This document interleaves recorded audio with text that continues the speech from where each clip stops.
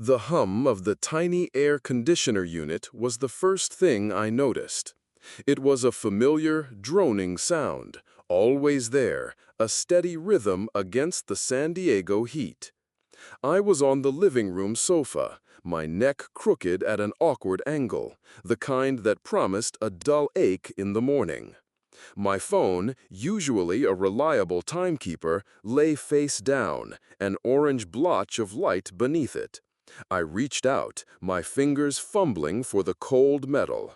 I flipped it over. Not 7 a.m. like I expected. Oh no, it wasn't that at all. Instead, a small, vibrant blue line of text glowed on the screen. HP 100 flash 100. I blinked. Once, twice. The numbers didn't change, just stuck there, mocking me. Maybe I was still dreaming. You know, one of those dreams where you try to read something and the words just don't make sense? I'd been debugging code for my new VR game concept till nearly 3 a.m., so that made sense, right? Lack of sleep. My brain was probably just fried. A small, wry smile tugged at the corner of my lips. Must be dreaming of game projects again, I mumbled to the empty room, my voice rough from sleep. I rubbed my eyes, feeling the grit of them, trying to banish the strange, disorienting feeling that clung to me like a damp sheet. Yeah, just tired. I pushed myself up, groaning as my back protested. The apartment felt heavier than usual. Not physically, but the air. It felt thick, almost like static electricity was buzzing around the edges of my perception. I dragged myself to the bathroom, the fluorescent light flickering for a second before bathing the room in its stark white glow. It always did that. Just a cheap bulb, I told myself. I looked into the mirror. My reflection was off. It wasn't much, but enough to make the small hairs on my arms prickle. When I blinked, my reflection blinked a split second later. Just a fraction, but it was there, like watching a video with a bad connection. I closed my eyes, then opened them.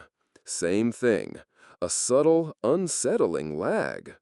And then it happened. My eyes, or rather, my reflection's eyes, gave a little twitch. And in the very corner, just above the iris, a faint, translucent green bar shimmered into existence. HP 98 flash 100. It was like a UI element from a video game, overlaid directly onto my vision of myself. I stared. It flickered, a glitch, a shimmer, then vanished. I pinched myself, hard. Nothing. Then it reappeared, clearer this time, more defined, like a subtle tattoo etched onto the very corner of my vision, only visible when I focused just right. HP. And the numbers. It was taunting me. This is getting annoying, I muttered, touching my own eye, feeling the familiar, smooth skin. No tattoo, nothing there, just a bizarre, persistent hallucination. Definitely need more sleep. I tried to shrug it off, but the cool logic, usually so readily available to me, was strained. This wasn't just tired, this was something else. My stomach churned. I shuffled into the kitchen, the linoleum cold beneath my bare feet. Coffee. I needed coffee. Strong. Maybe that would clear whatever haze was clinging to my brain. I reached for the French press, the familiar weight of the glass a small comfort. That's when the sound started.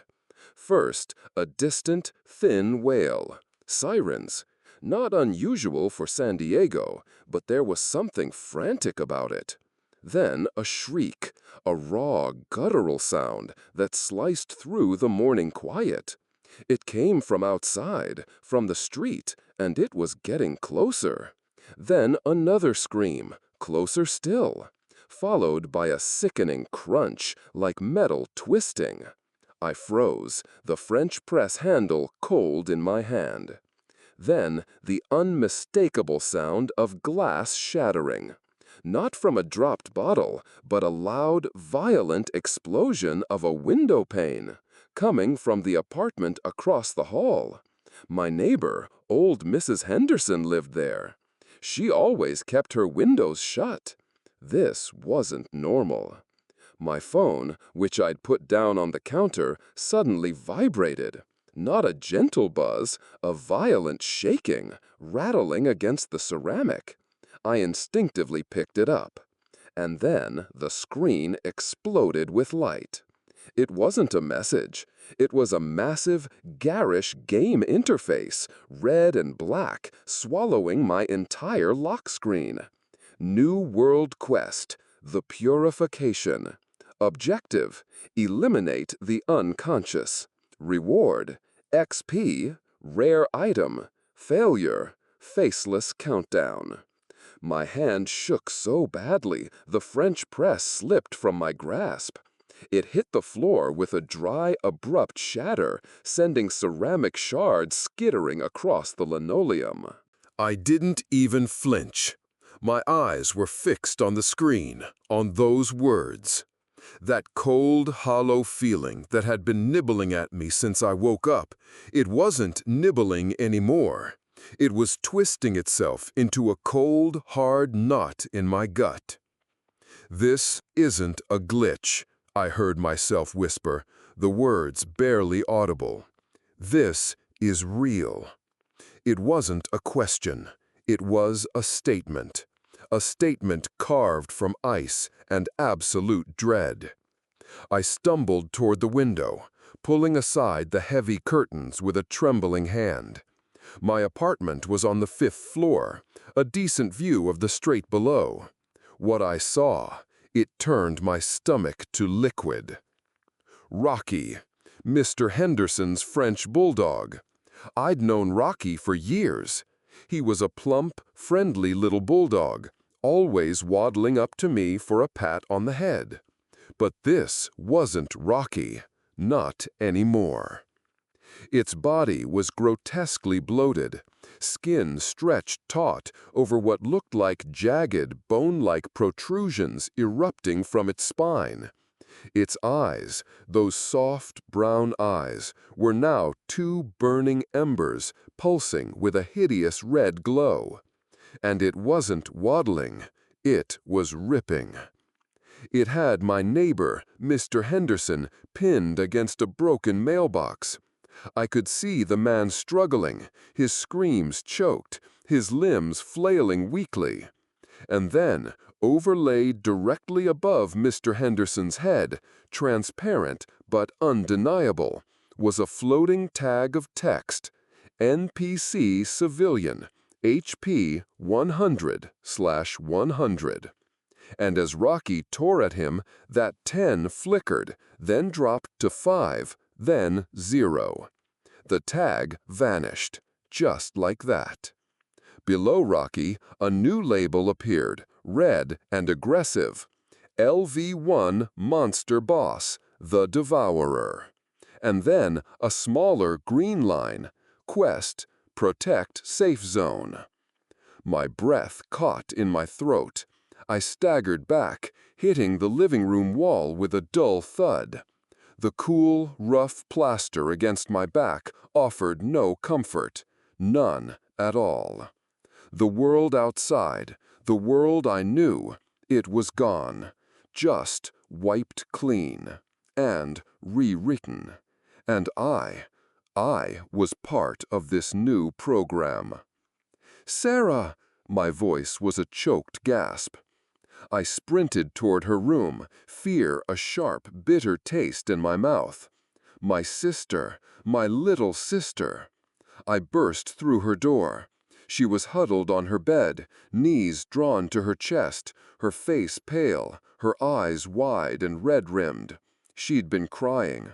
Her phone, clutched in her hand, displayed an interface similar to mine. But what I saw next, it made my blood run cold.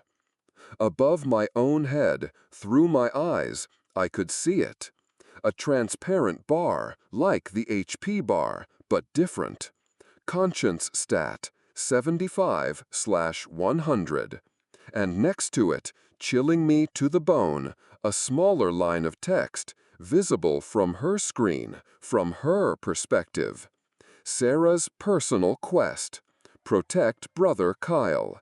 Enemy, the emotionless. It wasn't just that the world had become a game. This was worse. It had dissected our relationships, our emotions, and turned them into game mechanics. My love for my sister, her love for me, now just objectives, stats. And I wasn't just a player. I was a target, a variable, an enemy in her quest if my conscience dropped too low. The evil wasn't just out there, raw and tearing. It had burrowed deep inside, into the very fabric of our being. I tried to rationalize it. I tried to tell myself it was a shared hallucination, a mass delusion. But the logic, that cold, analytical part of my brain, was screaming. It was calculating probabilities, comparing data points, and the data pointed to only one conclusion. This was real, dangerously real. I quickly tried my laptop, hoping for some news, some explanation, anything. The screen flickered, a small sword and shield icon popping up in the corner. I clicked on it, trying to get rid of it, thinking it was some kind of adware or driver error. The task manager, usually my safe haven, just froze. Every attempt to close it failed. I grabbed my phone again, trying to call Alex, my friend and coding buddy. No signal.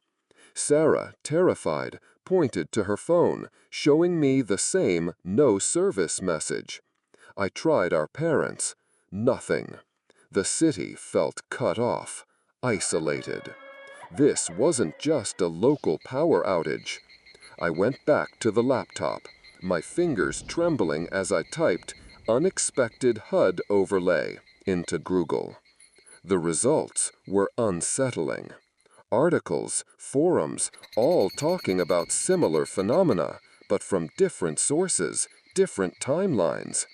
Many of the links were broken or led to pages filled with corrupted text.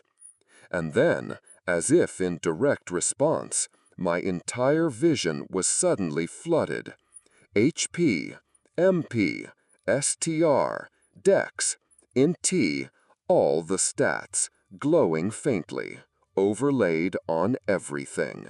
Not on the screen, but in my eyes. Below them, a new message etched itself into my retina. Quest, find item, apartment key. Reward, 5 EXP. Just as I read it, a loud scraping sound echoed from Mrs. Henderson's apartment across the hall. Then a thud. Another. A low, ragged growl, closer this time. And in my vision, a red warning flashed. Enemy approaching. No more denial. There was no more space for it. The logic circuits in my brain, the ones that had always sought order, were now rapidly processing a new reality, a new rule set. I had to understand this game. I had to play it. Sarah, come here, now. My voice was flat, devoid of warmth. I pulled her into the living room, slammed the apartment door shut, twisting the deadbolt with all my might. I ran to the windows, yanking the curtains closed, plunging the room into a dim, uneasy light. My eyes darted around, scanning for anything that could be a weapon. A lamp, a heavy book, that old baseball bat I hadn't touched since high school. Anything. I had to protect her. I would protect her. A sickening growl, louder, closer. It came from the hallway, just outside our door. The doorknob rattled violently. The wood around the frame began to splinter. I grabbed the old baseball bat, the familiar weight doing little to steady my trembling hands. My vision fixed on the door, and then a new bar appeared. The unconscious one, HP 300/300. And the red glow beneath it. Buff, survivor scent, Sarah. Damage boost. Sarah. She was the target. They were after her. I pressed my eye to the peephole. Rocky. It was definitely Rocky, Mr. Henderson's dog, but larger now, more distorted. Its jaws foamed, dripping a viscous, dark fluid onto the hallway floor. But it wasn't just growling. From its maw, a voice, raspy, mechanical, yet eerily familiar, wheezed, "Useless protector." My blood ran cold. It knew my fears. The deep-seated, gnawing fear of failing, of being unable to protect the one person who mattered most. The door splintered. Rocky burst through, a grotesque blur of bone and muscle. It lunged. I swung the bat, adrenaline surging, a desperate, animalistic cry tearing from my throat. The bat connected with a sickening thud against its ribcage.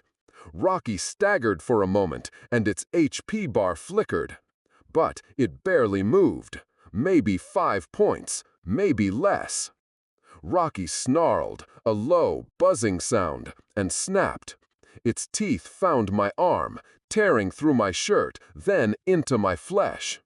The pain was searing, immediate, and my HP bar, in the corner of my vision, flashed red. HP 70/100.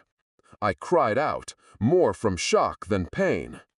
I swung again, a wild, desperate arc. Rocky dodged, its speed unnerving. It was fast, too fast. It moved like a game boss, perfectly calculating. As my bat whisked past its head, I saw it. In those burning red eyes, a flicker, a fleeting image. Me, Sarah, laughing in a park, sunlight dappling through trees. A memory, my memory.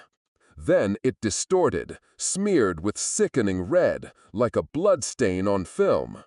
It was showing me my own past, twisting it, torturing it. And then Sarah screamed, a piercing, raw sound of terror. I whipped my head around. Behind her, by the shattered remains of a decorative mirror on the wall, something flickered. My reflection. But it wasn't me. It was a face, distorted. Eyes dark, black pools of endless night. And it was grinning. A wide, malevolent smile that spoke of unspeakable joy. It wasn't just a monster. It wasn't just a game. It was in me, a part of me, overwritten, corrupted. I had to move. I had to fight. But the realization, it stole my breath. It stole my will. I was fighting something that knew me. Something that was me. Somehow, I pushed Rocky back. A desperate, blind swing caught it in the jaw, sending it sprawling. It snarled, then retreated into the shattered hallway, a low, frustrated growl receding into the chaos downstairs. It wasn't dead, just repulsed for now. My chest heaved, every breath a ragged gasp. My arm throbbed, blood soaking my sleeve. "Sarah, what was that?" Sarah's voice was tiny, fragile. She was trembling, like a thin leaf in a storm. I pulled her into the kitchen, the broken ceramics crunching underfoot, an unwelcome soundtrack to the horror. I pushed her gently behind the strong oak table, then leaned against the counter, trying to staunch the bleeding on my arm. My head spun, 1,000 conflicting thoughts warring in my mind. Suddenly, the HUD in my vision glitched. Violently. The HP bar, the stats, everything flickered like a faulty light bulb, then vanished, replaced by a single, stark image. A map of San Diego. A static, almost retro-looking map.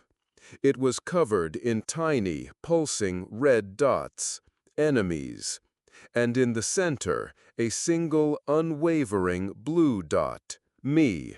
Our position. Then a massive, blood-red text block appeared, superimposed over the map, vibrating as if with an unseen force. Next quest, hunt the Protector. Reward, Blood Core. Other players may join. Countdown to hunt, 23 hours, 59 minutes, 59 seconds.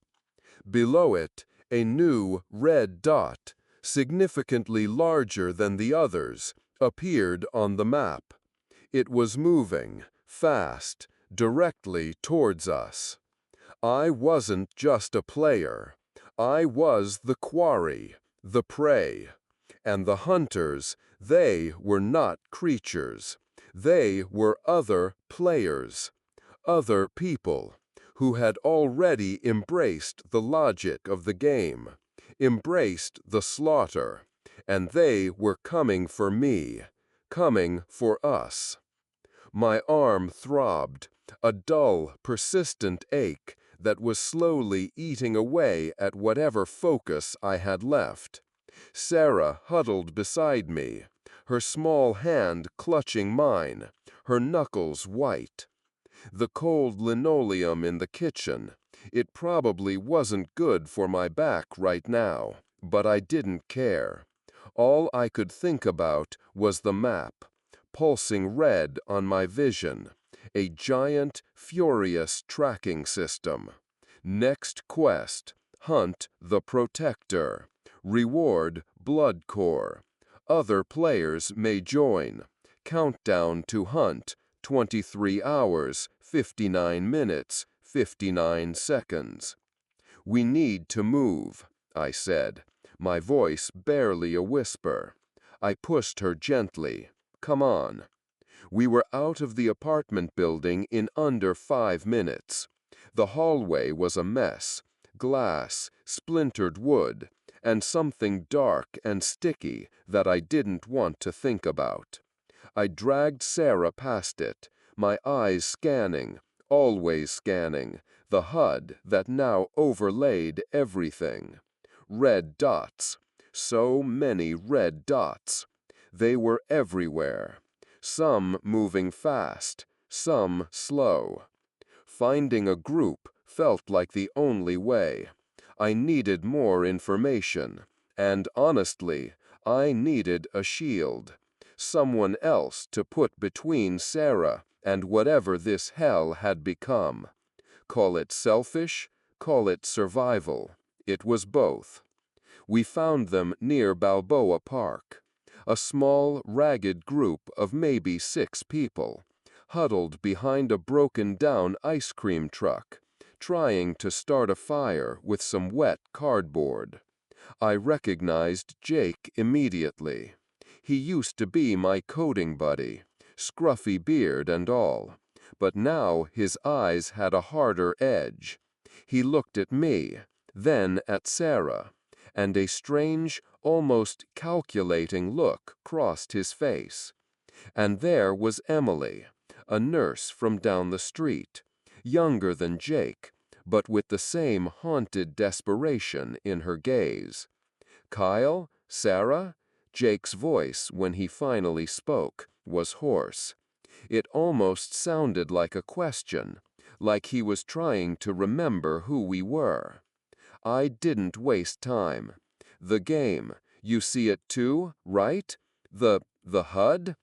Emily nodded, a jerky motion. It's real. Some of us thought we were losing our minds. We joined them. They were trying to scavenge for food, water.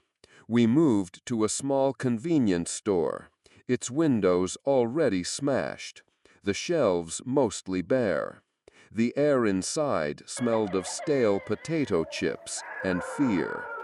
Emily was picking through some broken candy bars. She spotted it then, glinting among the scattered junk on the floor, near what looked like a dried-up puddle of blood. A silver-plated cross necklace. She picked it up, ran her thumb over the worn edges, and then, almost unconsciously, she put it around her neck. My eyes snagged. Right there, on my personal HUD, beneath what I now recognized as Emily's character portrait, a small icon of a cross shimmered into existence, and a line of text, "Equipment, Amulet of Purification, gives +5 system toxin resistance." I blinked, once, twice. The words didn't disappear. It was just there. Everything, every single thing, reduced to a stat, an item. Unbelievable, I mumbled to myself. It wasn't just the monsters. It was the way this system had taken everything familiar, everything meaningful, and slapped a label on it, a statistical value. Like everything was just code, attributes in its gigantic table. I shook my head, tried to shrug it off, focused back on trying to find a bottle of clean water. We need water. We were making our way towards what we hoped was a quieter neighborhood, sticking to the alleys, the air thick with that strange, static hum that had become the world's new soundtrack. That's when we saw him. A man lying in the doorway of a boarded-up shop. His clothes were torn, blood soaking through his shirt, dark against the faded fabric. He was shivering, his breath coming in ragged gasps.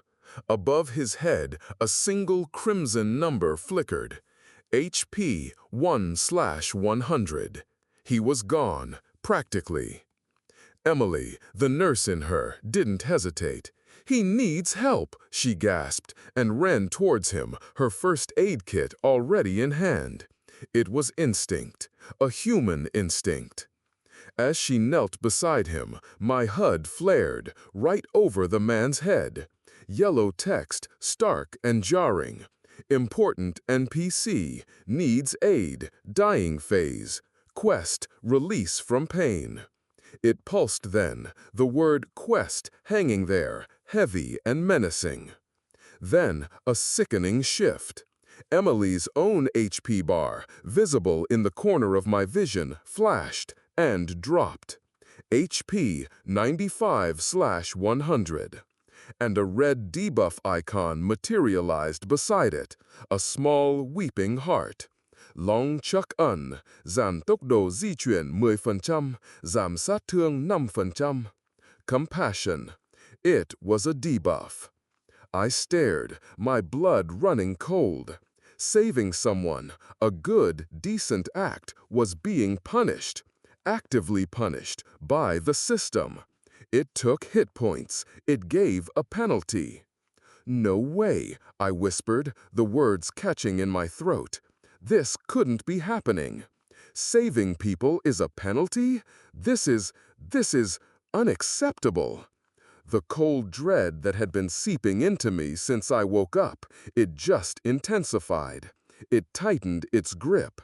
It wasn't just my imagination. It was real. I looked at Emily, her face contorted with concern as she tried to stem the man's bleeding, and a shiver ran through me. This isn't just a game, I thought, the words a hammer blow to my gut. It's a test of everything human. We kept moving. We had to. Emily couldn't do much for the man, not with those kinds of injuries. He gave a final rattling cough, his HP hitting 0, and then his figure simply folded in on itself, fading into the environment like some kind of bad texture mapping. Invisible, gone. The memory of him erased from the world. Later that day, near what used to be a bustling market, we ran into a massive horde of creatures. Things that used to be dogs, cats, even pigeons, but twisted into grotesque parodies. Too many. We fought. We had to. Jake, surprisingly brutal and efficient, was carving through them. Emily, her hands still trembling from the previous encounter, managed to heal a few scratches. But one of our new additions, David, a big guy, a former Marine, he wasn't as lucky. He took a hit, a big one, from something that looked like a mutated rat the size of a deer. His HP bar plummeted. HP 0/100. And then it happened. The game over they warned about. David didn't just fall. He jerked violently. His body spasmed, a horrifying dance. On his skin, where his flesh should have been, flickering lines of code, garish bitmaps, and images so twisted they made my eyes hurt, started to scroll and flash, like a corrupted video file. He began to convulse, his face twisting into an impossible grimace of pain. The smell, it hit me then. Burnt flesh, and something metallic, like chemicals. It was thick, sickening. From his throat, a sound tore out. Not human. It was mechanical, raspy, but the words were his. The water, too cold, can't breathe. Sarah, where are you? So alone. His deepest fears, his most crushing regrets, repeated over and over, in a voice that wasn't his, a voice that sounded like a broken speaker. Sarah let out a choked cry, stumbling back into me, and then she retched, bile splattering onto the dirty pavement. My own stomach clenched. It was too much. Then, as suddenly as it began, it ended. David's body, still convulsing, began to crumble, like old paper catching fire. Ash, just ash. And then, from where the ash settled, a new figure materialized. It was David, but it wasn't. He stood up, slowly, his muscles twitching, his body completely naked and shining with a strange, slick sheen. His eyes, they were open, but they saw nothing. They were just vacant, completely. Above his head, his name appeared. David, Respawn 1, memory loss. He just stood there, motionless, unresponsive. I tried to call his name. Nothing. Jake tried to shake him. David didn't even flinch. He just looked through us, past us, like we were air. The man who had been a Marine, strong and brave, was gone, replaced by a shell. This was what death meant now. Not an end, a transformation, a defilement. I stared at the empty version of David. My throat felt like sandpaper. This is truly hell, I whispered, the words barely escaping my lips. My skin crawled. While I was still reeling, still trying to process the absolute violation I'd just witnessed, Jake moved, fast. He strode over to where the new David stood, pulled a wicked-looking hunting knife from his belt. "Jake, what are you doing?" I choked out, a cold dread washing over me. Jake didn't answer. He just moved. And then, with a sickening squelch, he plunged the knife deep into David's chest, right into his heart. Again, David's HP bar, which had been full again, plummeted to 0. But this time, the game over was mercifully short. Just a quick flicker of corrupted code, a slight shudder, and David's new body dissolved into ash, even faster than before. Jake knelt, searching through the ash, his movements precise, almost methodical. And then he stood up, something small and glowing, like a faint, pulsing red ember, clutched in his hand. My HUD, of course, showed it. Item, Soul Core, small. He looked at me, his eyes, I swear they were colder than I'd ever seen them. A deep, unsettling chill settled in my gut.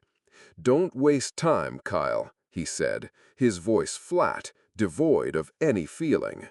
He was a broken NPC now. Killing him yields better EXP for us to protect ourselves. He was just gone. His friend, his humanity, gone, replaced by a calculation. And Emily, the kind, compassionate nurse who had just been debuffed for trying to save a stranger. She stood there, watching Jake's brutal act, and she said nothing. Her eyes, those kind eyes, were just still, a little too still. On my HUD, I saw Jake's conscience stat dip rapidly from somewhere in the 70s to a chilling 3,100. And Emily's, subtle but noticeable, also dropped, 6,100.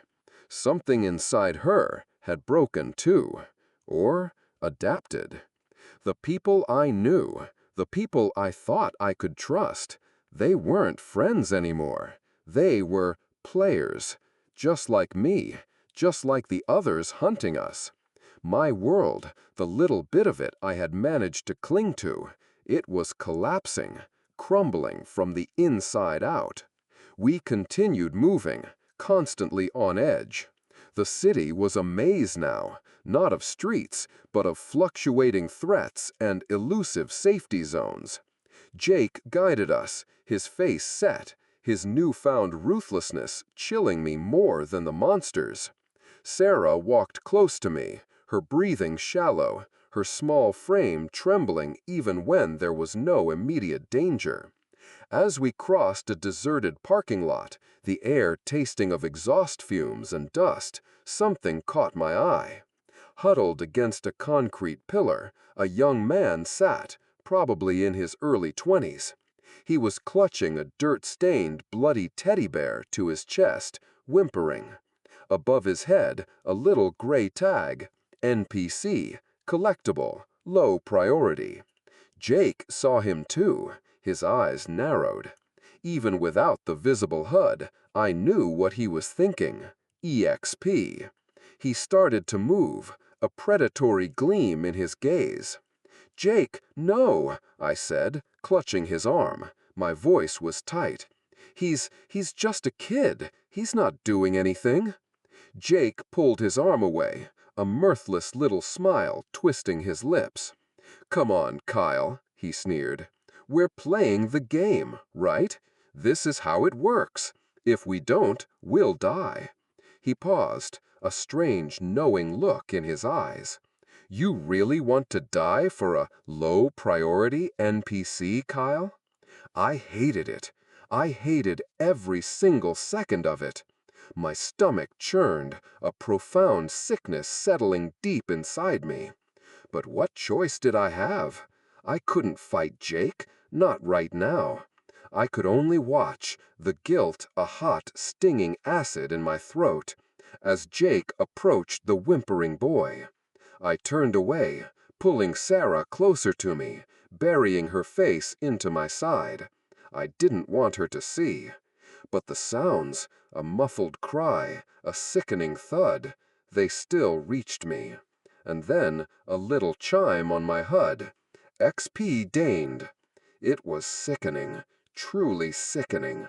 As if fate itself despised any lingering shred of humanity, we then stumbled into another group of players. They weren't monsters, not in the traditional sense, but their eyes held the same kind of cold, calculating void as Jake's. There were 5 of them, armed with makeshift weapons, their faces grimy, but utterly devoid of warmth. One of them said, a tall man with a crude axe. He looked at Jake, then at me. "Look what we have here, fresh faces." He grinned, a wide, humorless stretching of his lips.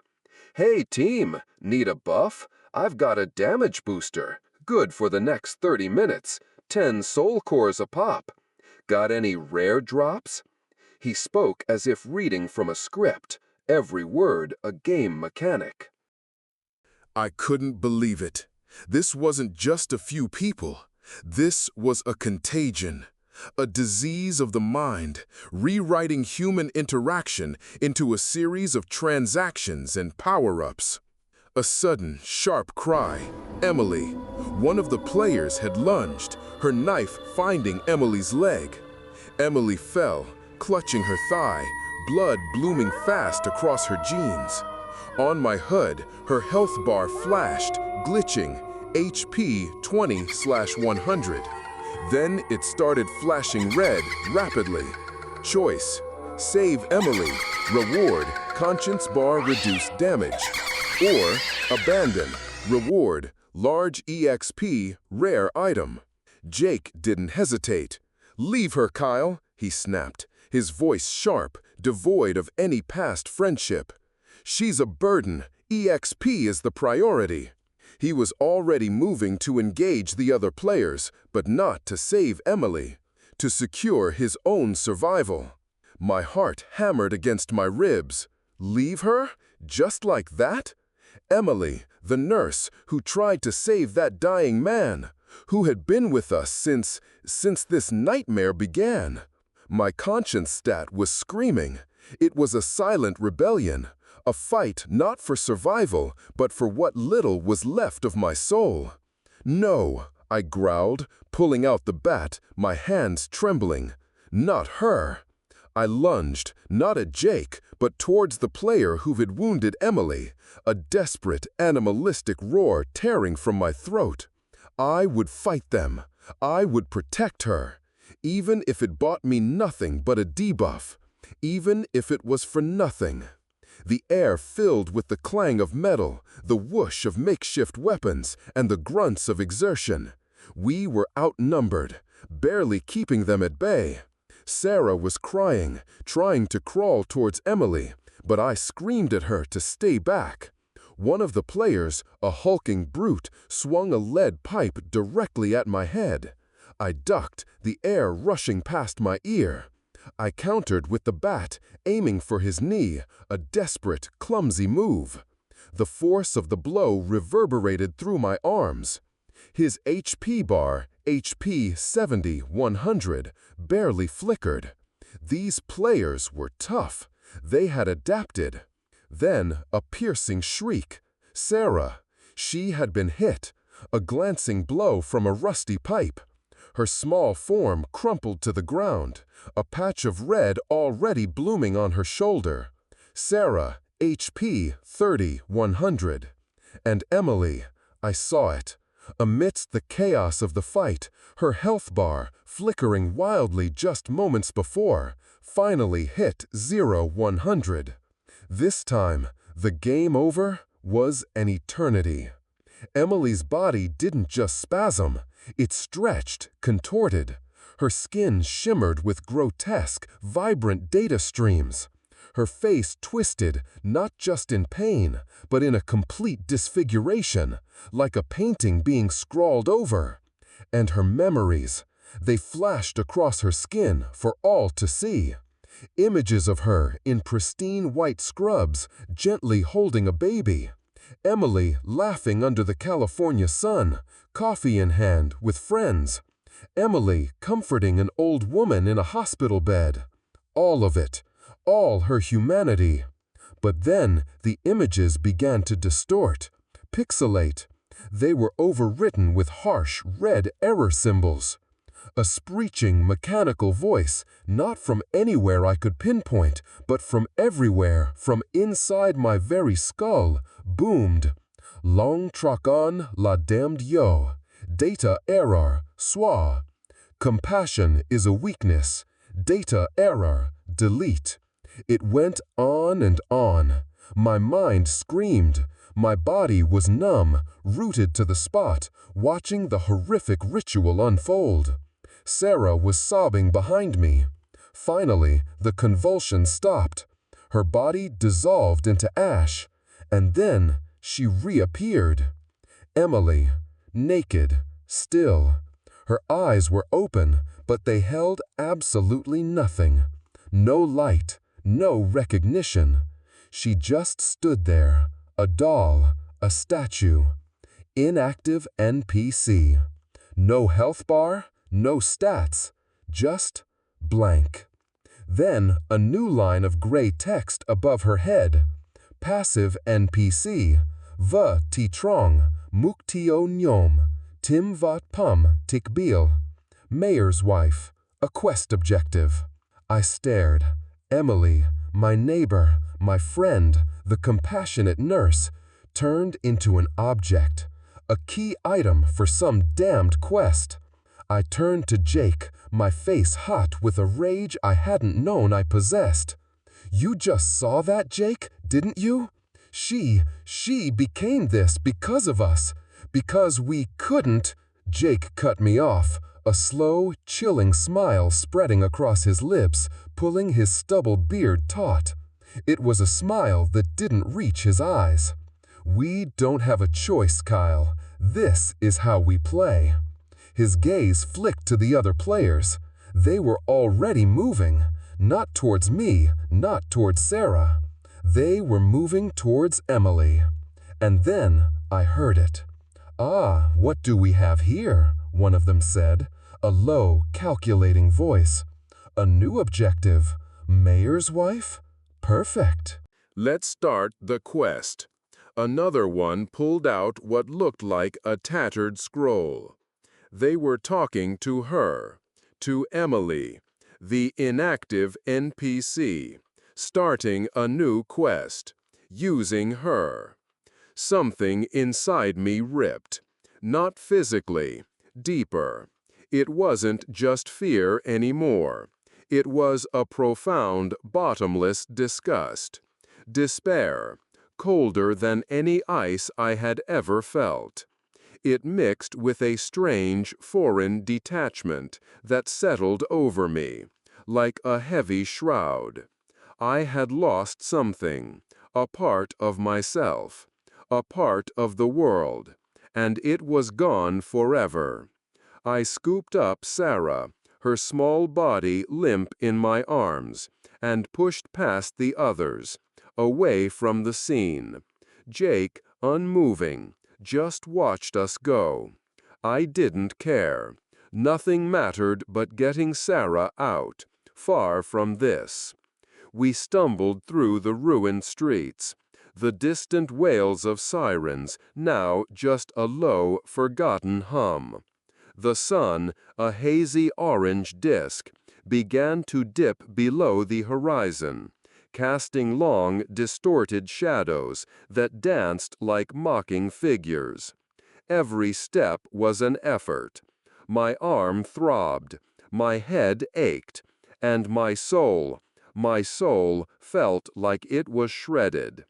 Then my HUD, which had been silent for a few minutes, storing up its horrors, glitched again, violently. My entire vision swam with static, colors shifting, information scrolling past too fast to read, and then it solidified. A new message, not a quest, something else. It was faint, blurry around the edges, but clear enough to read, and it was bigger than anything I'd seen before. Reality surgery system, level expansion. Current players, a gigantic decimal number. Total data collected, another huge decimal number. Next objective, activate Phase 2 blending. Starting in 005959.